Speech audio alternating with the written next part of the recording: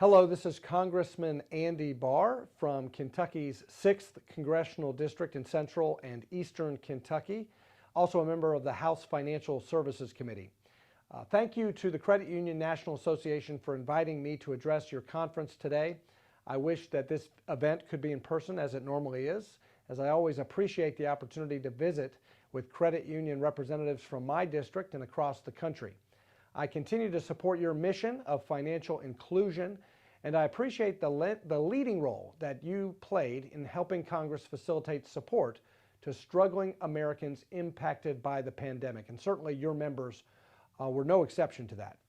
This past year has been a trying one for all of us, as COVID impacted so many aspects of our daily lives and directly affected countless individuals, families, and businesses.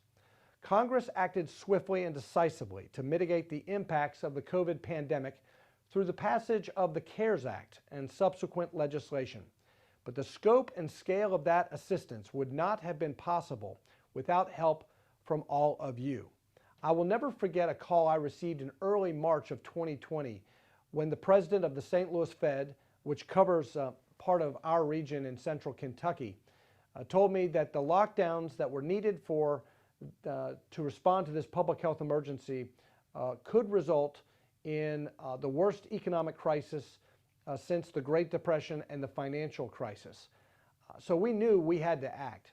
But instead of relying on the antiquated bureaucracy of the federal government to disperse loans and emergency liquidity to small businesses, we turned to the private sector. We turned to credit unions. We deputized community-based lenders like you to inject much-needed capital to keep the doors open, to help small businesses on Main Street retain employees and build a bridge to the other side of the pandemic, to help individual members of credit unions. The Paycheck Protection Program relied on members of all shapes and sizes, from the biggest international banks to the smallest local credit unions.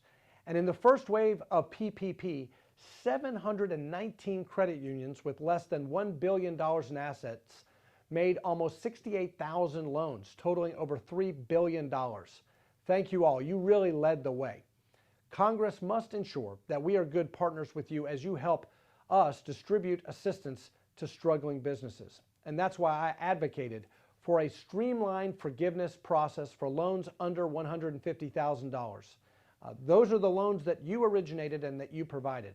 Also, we advocated for and successfully secured TDR relief, that troubled debt restructuring relief.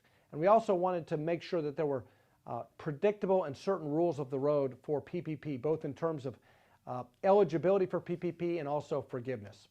I appreciate the continued partnership with credit unions like all of you.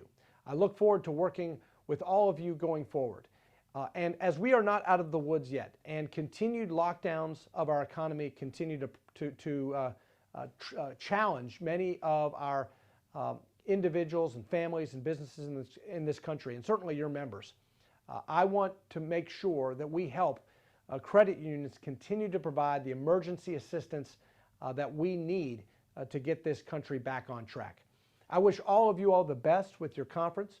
I look forward to the continued relationship with CUNA and our office to help our constituents and your members across the country. And I look forward to meeting in person again with you soon.